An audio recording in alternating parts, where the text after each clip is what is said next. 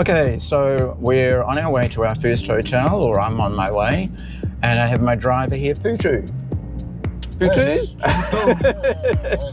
Putu, the Bali driver. So we set out sort of slightly earlier than planned. I planned to leave at about 9 a.m, but Putu, my driver, was there at 8:30. So we've been on the road for about 2 hours at the moment, and we've passed through rice fields and little villages and towns and markets and so forth on the way. And this is our coffee stop. Actually really, really cool. It's a bit cloudy overhead today, but I think it will burn off. And later on we're going to arrive in Perancak.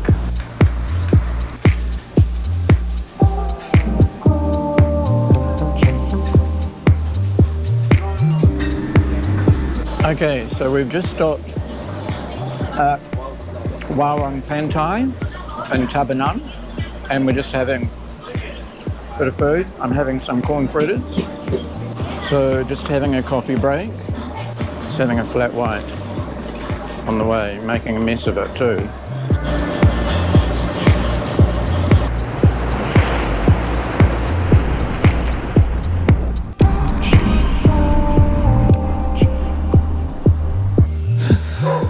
Okay, I'm going to walk you through where I'm staying at the moment. So I'm in the Jimbrana.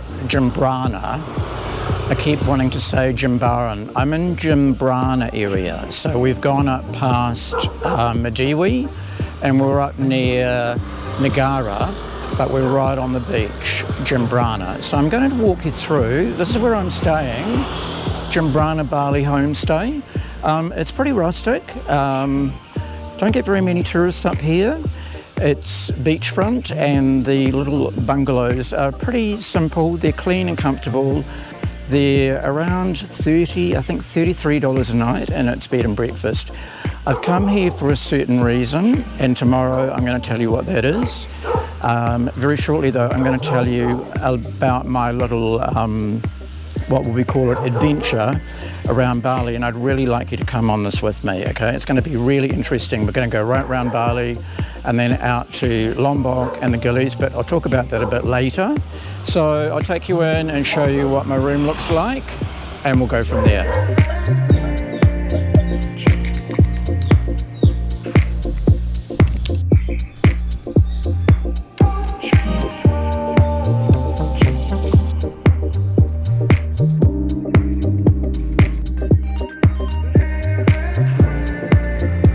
So this is my little room. So it's quite simple, okay? But it's got air conditioning, and it's got quite a clean bathroom. So come in and have a look at it. Come on. There's not a lot of light in here, and as you can see, it's pretty simple. The bed's comfortable. Well, I think it is. I haven't actually slept in it yet because I've just arrived. It doesn't have a fridge. It has air conditioning. It has a fan, and it has water, chilled water. And the bathroom looks really clean. So I'm going to take you and show you that.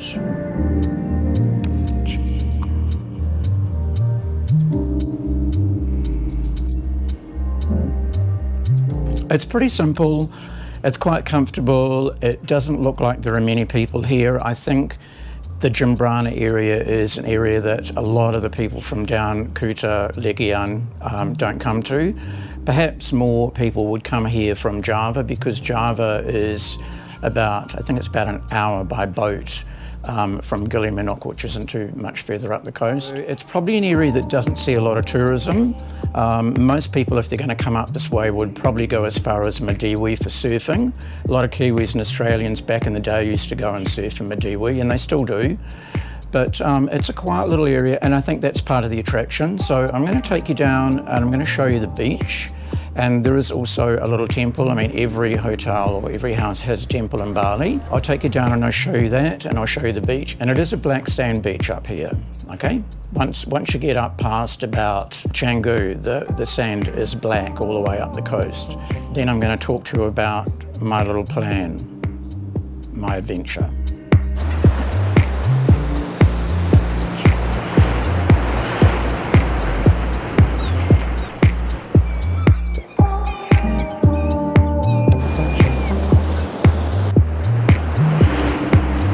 I don't really think they've caught much in this. Let's have a look. Yeah, there are some fish, but there's an awful lot of shit in there. Look at this.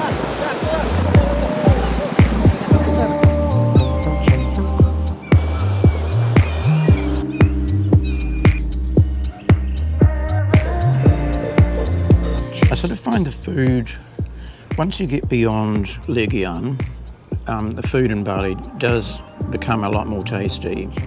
The flavours are a lot more memorable. They sort of linger around on your tongue. I think the food in Legian and Seminyak and so forth has been sanitised a bit for the tourists and dulled down a bit because a lot of tourists probably don't like chili, don't like spices or whatever in their food. I always find the food way better, especially in Ubud. I find the food in Ubud is really well presented and really tasty. And I don't know if you can hear it in the background, but as we get closer to Java, you probably know Bali is a Hindu island. And when you get beyond Bali, when you get out to Lombok, we're in a Muslim area. And when you get to the northern part of Bali, we're in a Muslim area as well, probably influenced by Java because Java's so close. So you do hear the mosque, the wailing or the call to prayer from the mosque. I actually really like it. I find it quite soothing. And there is a mosque just down the road, and I'm going to try and have a look at that maybe tomorrow. And I don't know if you're allowed into them with a camera. I have been into a mosque before in Bali. They're really cool. So we'll take you along. Oh, thank you. So that's just my pineapple, deep fried pineapple that's just arrived. So I was going to have banana, but no banana, so I'm having pineapple.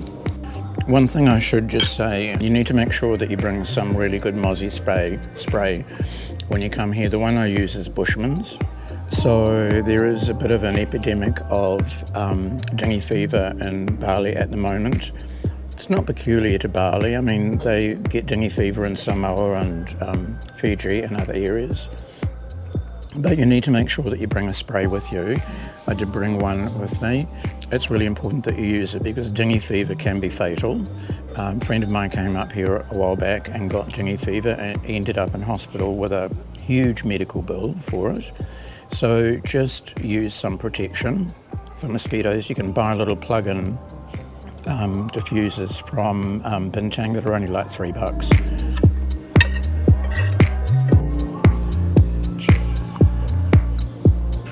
So my banana fritters are really quite yummy as well. Not banana, sorry, pineapple. Didn't have banana. So there's a little bit of honey. Just dip them in the honey. Really crunchy.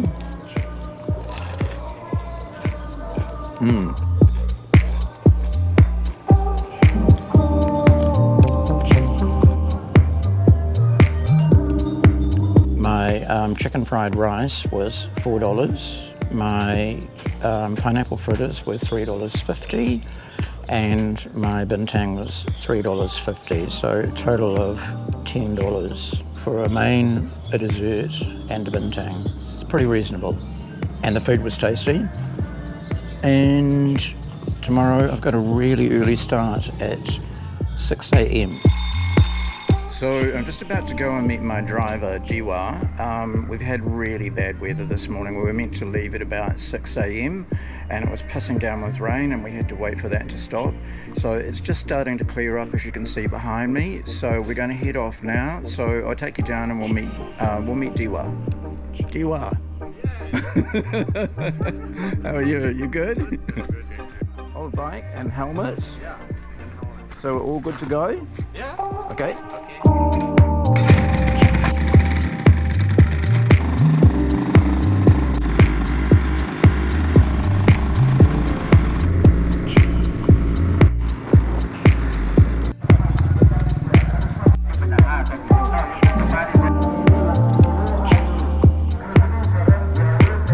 Okay, so you're probably wondering where I am and what I'm doing. And up in this area, it only happens once a year, and it happens over a couple of weekends, like every second weekend or so.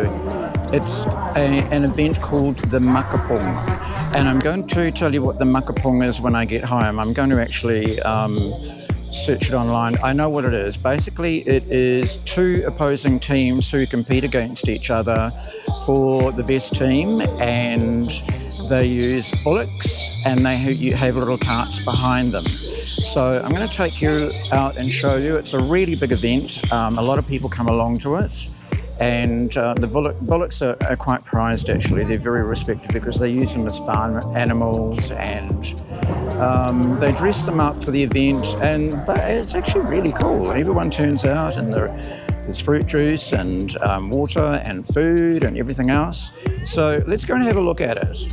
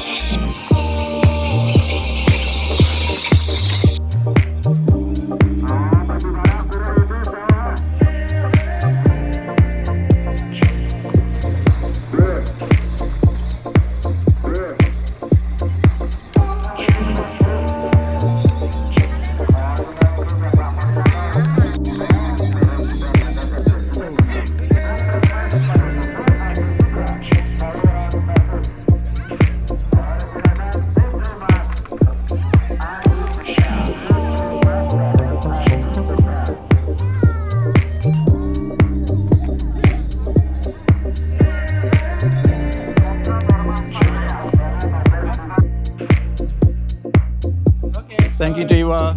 See you later.